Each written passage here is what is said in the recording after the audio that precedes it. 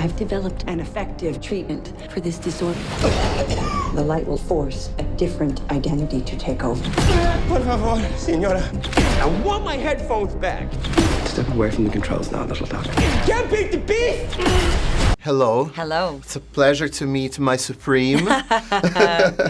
Well, this is a question from a fan and from myself. Okay. I asked on Twitter what they would like to ask you. Okay. And they want to know how is it to make a character, build a character specialized in superheroes? What have you researched about it? Yeah, that's a very good question because it's a real subcategory of psychiatry where there isn't a lot of research to pilfer through. So what I ended up doing was spending a lot of time with Knight talking about personality disorder and all of that. Was sort of where we spent a lot of our focus. But there wasn't a lot of research or books to read about patients who believe they have this particular delusion of grandeur. But did you know there are some therapists that they use the superhero mythology Yes. to treat people? Yes. And what did you know? What do you know about it? What? I learned about it, but it wasn't exactly applicable because this isn't about mythology. This is about people who really, truly believe they are. Have you ever believed you are a superhero?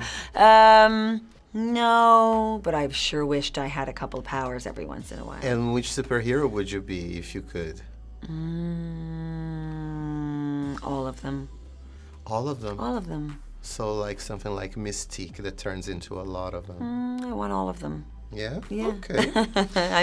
I'm picky like that. Your character makes a funny comment about Comic Cons. Yes. The three of you think you have extraordinary gifts, like something out of a comic book.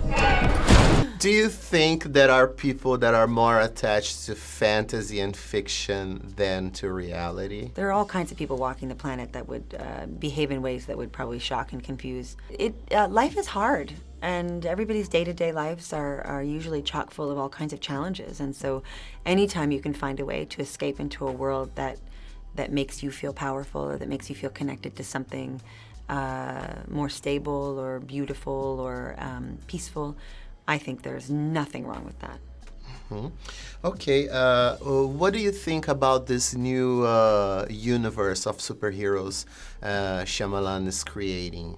What is the difference, for example, from a Marvel universe, from a DC universe? I think this universe that Knight created, and some of it, 17, 18 years ago, sort of predates all of the Marvel and DC universe movies in a way, and I think is much more grounded in a sort of psychological reality. And nobody has a cape, no one has a rocket pack or an armor suit, and a lot of this is about personal power and human power, and really figuring out what we are capable of, and once we discover what our power is, what we will choose to do with it.